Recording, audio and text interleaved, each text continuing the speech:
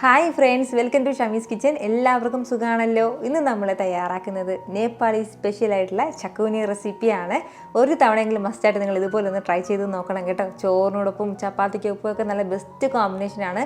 ചടപടയെ നമുക്ക് തയ്യാറാക്കി എടുക്കാനും പറ്റും. ഒരുപാട് സമയത്തിൻ്റെ ആവശ്യമില്ല. അതുപോലെ തന്നെ നമുക്ക് ഇഷ്ടമാവുന്ന ടേസ്റ്റിലാണ് കേട്ടോ ഇത് കിട്ടുന്നത്. അപ്പോൾ ഈ വീഡിയോ ഇഷ്ടമായാൽ ഇതൊന്ന് ലൈക്ക് ചെയ്യാനും കൂടെ തന്നെ സബ്സ്ക്രൈബ് ചെയ്യാനും ആ തൊട്ടടുത്ത് കാണുന്ന ബെല്ലൈക്കൻ്റെ ഓള് മറക്കാതെ കൂടെ ഒന്ന് പ്രസ് ചെയ്തേക്കണേ. എന്നാൽ ശരി, എന്തെങ്ങനെയാണ് തയ്യാറാക്കുന്നത് വേഗം ഒന്ന് കണ്ടു നോക്കാം.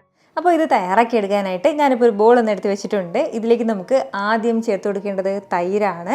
ഇതാ 1 കപ്പ് നിറയെ തന്നെ ഞാൻ തൈര് എടുത്തിട്ടുണ്ട് കേട്ടോ. ഏകദേശം 225 ഗ്രാമോളം ഒരു തൈരുണ്ട്. നല്ല കട്ടി തൈരാണ് എടുത്തിട്ടുള്ളത്. ഈ തൈര് നമുക്ക് ഇതിലേക്ക് ചേർക്കാം. തൈര് എടുക്കുമ്പോൾ പ്രത്യേകം ശ്രദ്ധിക്കേണ്ടത് അധികം പുളിയില്ലാത്ത തൈര് നോക്കി എടുക്കണം. തൈരിൽ ഇച്ചിരി കട്ടയൊക്കെ ഉള്ളതല്ലേ, അപ്പോൾ അതൊക്കെ ഒരു സ്പൂൺ വെച്ചൊന്ന് ബീറ്റ് ചെയ്തിട്ട് വേണം കേട്ടോ ചേർക്കാനായിട്ട്. അല്ലാന്നുണ്ടെങ്കിൽ ഇതിൽ ചേർത്തിട്ട് നന്നായിട്ടൊന്ന് ബീറ്റ് ചെയ്ത് എടുത്താലും മതിയാവും. കൂടെ പിന്നെ ഇനി അടുത്ത് നമുക്ക് ഇതിലേക്ക് വേണ്ടത് സവാളയാണ്. മീഡിയം സൈസ് സവാളയിൽ ഒരു സവാള ഒന്ന് നീളത്തിൽ അരിഞ്ഞെടുത്തിട്ടുണ്ട്, അത് ചേർക്കാവുന്നതാണ്. സവാള ചേർത്ത് കഴിഞ്ഞാൽ പിന്നെ ഇനി അടുത്ത് നമുക്ക് വേണ്ടത് ഉരുളക്കിഴങ്ങാണ്. അത്യാവശ്യം വലിയ ഉരുളക്കിഴങ്ങിൽ ഒരു ഉരുളക്കിഴങ്ങ് എടുത്തിട്ടുണ്ട് കേട്ടോ. എന്നിട്ട് നന്നായിട്ട് ഒന്ന് വേവിച്ചെടുത്തിട്ടുള്ളതാണ്. കുക്കറിലിട്ടോ എങ്ങനെ വേണമെങ്കിലും നമുക്കൊന്ന് വേവിച്ചെടുക്കാം. എന്നിട്ട് ചെറിയ ചെറിയ പീസാക്കിയിട്ട് ഒന്ന് അരിഞ്ഞെടുത്തിട്ടുള്ളതാണ്. ഈ വേവിച്ചെടുത്ത ഉരുളക്കിഴങ്ങ് ചേർക്കാവുന്നതാണ്. ഇനി ഇതിലേക്ക് ഒരു 1/4 ടീസ്പൂൺ മുളക് പൊടി ചേർക്കാം. 1/2 ടീസ്പൂൺ അളവിൽ ഡ്രൈ മാംഗോ പൗഡറും കൂടി, അതായത് നമ്മുടെ പച്ചമാങ്ങ ഉണക്കി പൊടിച്ചെടുത്തതാണ്. അപ്പോൾ ഇതുണ്ടെങ്കിൽ ഇത് ചേർക്കാം. ഇതില്ലാന്നുണ്ടെങ്കിൽ ഒരു 1/4 ടീസ്പൂൺ അളവിൽ ചെറിയ ജീരകം ചേർത്ത് കൊടുത്താലും മതിയാവും. ഇത് രണ്ടും ചേർക്കുന്നതിൻ്റെ ടേസ്റ്റ് ഡിഫറൻ്റ് ആയിട്ടിരിക്കും. പക്ഷേ ഇതിന് പകരം ചെറിയ ജീരകം ചേർത്ത് തയ്യാറാക്കിയാൽ നന്നായിട്ട് ഉണ്ടാവും കേട്ടോ. ഇനി ഇതിലേക്ക് വേണ്ടത് കുറച്ച് മല്ലിയില, കൂടെ ആവശ്യത്തിനുള്ള ഉപ്പും കൂടി ചേർക്കാവുന്നതാണ്. അപ്പോൾ ഇത് ഇത്രയും ചേർത്തിട്ട് നല്ല രീതിക്ക് നമുക്ക് ഒന്ന് മിക്സ് ചെയ്ത് യോജിപ്പിച്ചെടുക്കാവുന്നതാണ്. നമ്മുടെ തൈര് നല്ല കട്ടിയുള്ള തൈരാണെന്നുണ്ടെങ്കിൽ ഒരല്പം വെള്ളം ചേർത്ത് നന്നായിട്ടൊന്ന് ലൂസാക്കി എടുക്കാവുന്നതാണ്.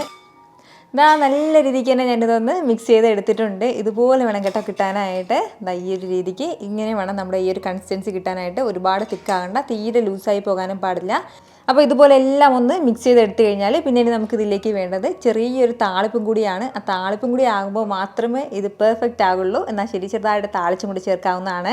അപ്പോൾ അതൊന്ന് താളിച്ചെടുക്കാനായിട്ട് ഒരു ചീനച്ചട്ടി നല്ലതുപോലെ ചൂടായി കഴിഞ്ഞാൽ ഇതിലേക്ക് നമുക്ക് 1 ടേബിൾ സ്പൂൺ വെളിച്ചെണ്ണ ചേർക്കാം.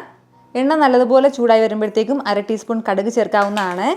കടുക് ഒന്ന് പൊട്ടി തുടങ്ങുമ്പോഴത്തേക്കും 1 ടീസ്പൂൺ അളവിൽ കസൂരി മേത്തി ചേർക്കാം. കസൂരി മേത്തിക്ക് പകരം മുഴുവൻ ഉലുവ ഒരു പിഞ്ചളവിൽ ചേർക്കാവുന്നതാണ്. കൂടെ ഒരു 1/4 ടീസ്പൂൺ മുളക് പൊടി, 1/4 ടീസ്പൂൺ അളവിൽ തന്നെ മഞ്ഞൾപ്പൊടിയും കൂടി.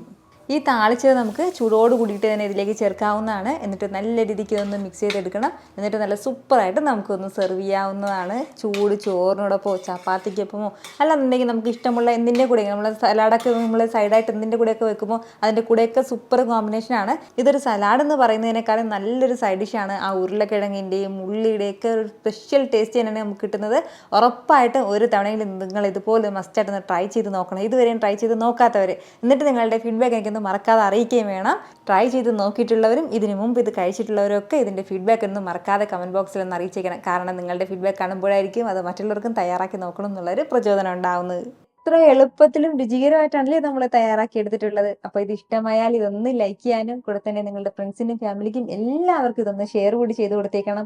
ഇതുപോലുള്ള റെസിപ്പിക്ക് വേണ്ടിയിട്ട് നമ്മുടെ ഷമീസ് കിച്ചൻ ചാനൽ ഫോളോ ചെയ്യാനും സബ്സ്ക്രൈബ് ചെയ്യാനൊന്നും ആരും മറക്കരുത്. വീണ്ടും നല്ലൊരു ഷാറ് വീഡിയോ ആയിട്ട് നാളെ കാണാം. അതുവരേക്ക് എല്ലാവരും ഹാപ്പി ആയിട്ടിരിക്കുക, സന്തോഷമായിട്ടിരിക്കുക, എല്ലാവരും സേഫ് ആയിട്ടിരിക്കണം. Take care friends. ടാറ്റാ.